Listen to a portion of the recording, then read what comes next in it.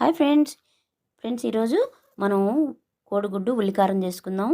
ఇది అందరికీ తెలుసు చాలామందికి, కానీ నా స్టైల్లో నేను చేసి చూపిస్తాను ఫ్రెండ్స్. మీరు కూడా ఒకసారి చూసేయండి. ముందుగా కోడిగుడ్లు ఉడకబెట్టుకొని వాటికి గంటలు పెట్టుకొని కొంచెం ఆయిల్లో పసుపు ఉప్పేసి వేపుకున్నాను ఫ్రెండ్స్. వేపుకున్న తర్వాత తీసి పక్కన పెట్టుకున్నాను.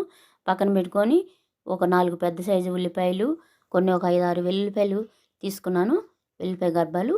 తర్వాత కొంచెం జీలకర్ర యాడ్ చేసుకొని మిక్సీలో కొంచెం కోర్సుగా గ్రైండ్ చేసుకున్నాను. ఆ తర్వాత గుడ్లు ఏపి పెట్టాం కదా, అదే బండిలో కొద్దిగా నూనె వేసుకొని ఈ ఉల్లిపాయ పేస్ట్ వేసి కొంచెం వేపుకున్నాను. వేపుకున్న తర్వాత కొంచెం ఉప్పు, కొంచెం పసుపు, మనకి రుచికి తగినట్టు కారం వేసుకొని కొంచెం కరివేపాకు వేసుకొని బాగా మగ్గించుకున్నాను ఫ్రెండ్స్. మగ్గించుకున్న తర్వాత ఈ గుడ్లు కూడా వేసి కాసేపు మగ్గించుకున్నాను మూత పెట్టి. ఇది చాలా అంటే చాలా బాగుంటుంది ఫ్రెండ్స్. నచ్చితే ఒక లైక్